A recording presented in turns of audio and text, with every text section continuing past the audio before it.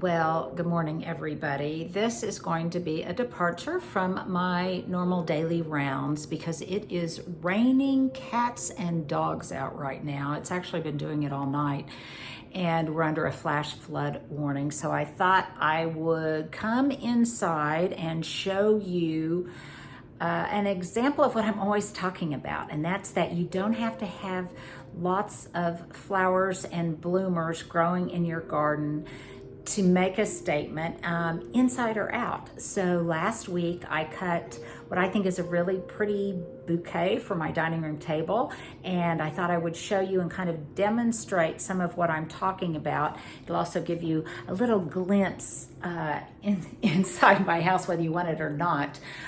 This is my dining room, my 1935 house.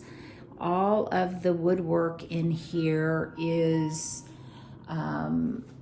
original to the house. It's mahogany and it's really beautiful. And even though sometimes I crave a little bit more light in my house, and sometimes I'm tempted to do that modern thing of painting it all, I absolutely would not do that because I think it would be criminal.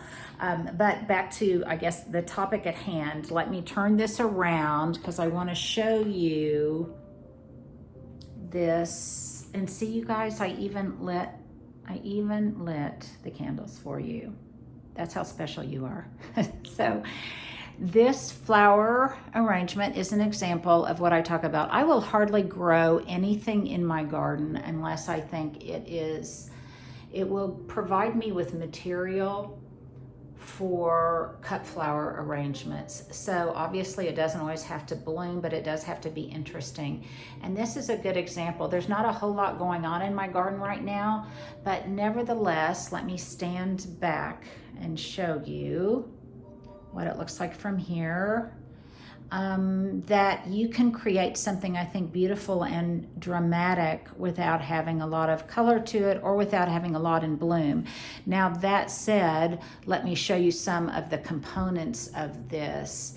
And hopefully, I'm still not very good at this vlogging thing, but you can see that I've got some garlic chive blossoms in there with their little starry shaped flowers.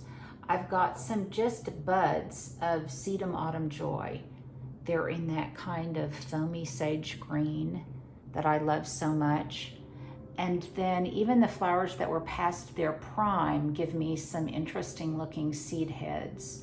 That is some kind of sunflower that bloomed, and I like the seed heads because it contributed to this kind of soft overall effect. And then one of my favorite blooming shrubs, and on LVTV, I just, if you're a subscriber or if you're not, I just did a whole post on my favorite blooming shrubs that I have growing in my garden. And one of them is this abelia. This is Miss Lemon abelia. And this time of year, it puts out those really dear white flowers that echo the color of the white in those garlic chives, which can be problematic. They can be invasive, which is why almost as soon as they bloom, I try to cut their flower heads, which are very dear, and they're excellent for pollinators, so I never try to eradicate them completely from my garden.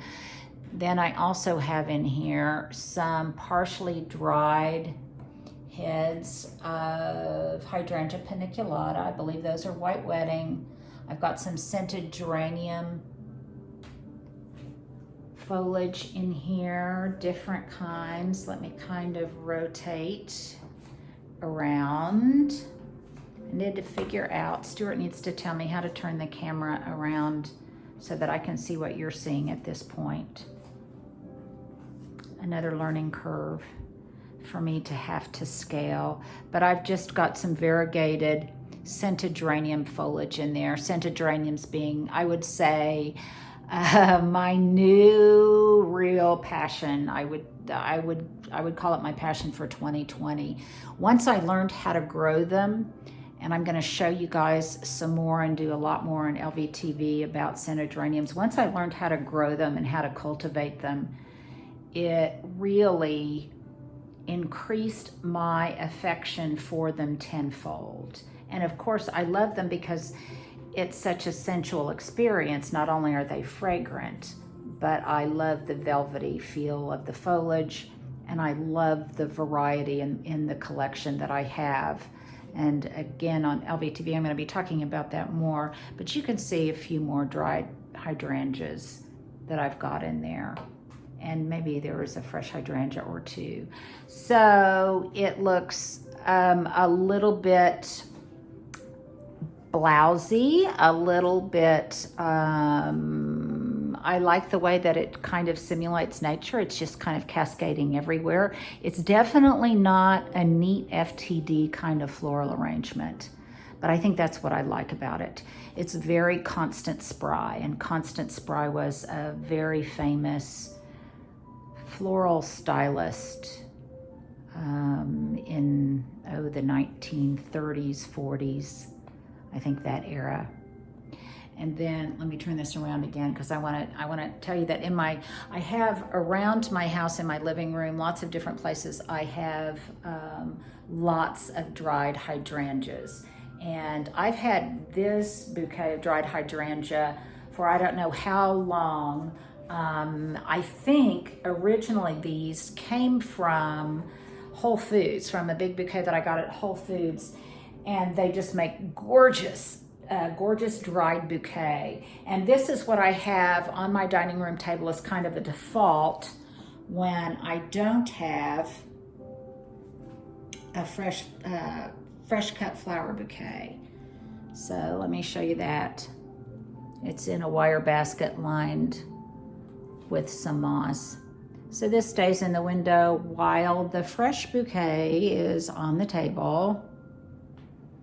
And then when I'm ready to toss those and not yet quite ready to have a new arrangement, then I can just plop the dried hydrangeas there, and it's just, there's always something natural or something fresh on the table at all times, and I really like that.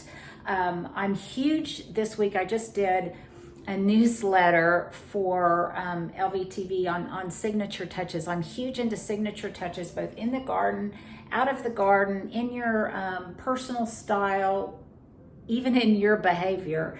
And I always, no matter what, always have something fresh from the garden. Even in the wintertime, I try to always have something fresh and something natural, because it's just a way to bring the outdoors in. It makes me happy, and I really think it kind of keeps me calm. So if you guys have fresh flowers in your house right now, I would love for you to tell me what they are, what your favorite shrubs and flowers and things are to cut from in your own garden, and especially those that might be a little unique, things that maybe the rest of us wouldn't otherwise think of cutting and bringing inside. I would love to know your floral artistry and how you arrange them in your homes. And I just love people who think outside the box. So if there's something unique that you're doing, whether it's using seed heads or flowers past their prime or interesting shrubs, if you would let me know that in the comments below, I would just love it. And by the way, you guys, I sometimes don't have time to respond to every comment, but I promise you eventually I do read them all. And it makes me feel a little less lonely during COVID and really helps me get to know you guys. I very much like that, and a lot of supportive, kind people out there. So at any rate, that's your homework for today. If you would respond and leave a comment below and let me know what interesting things you have cut from your garden and brought inside your homes today. So there is vlogging day 2. I hope you enjoyed it and getting a little glimpse at my house, and let me know in the comments below. You guys stay safe, stay well, and have a great day.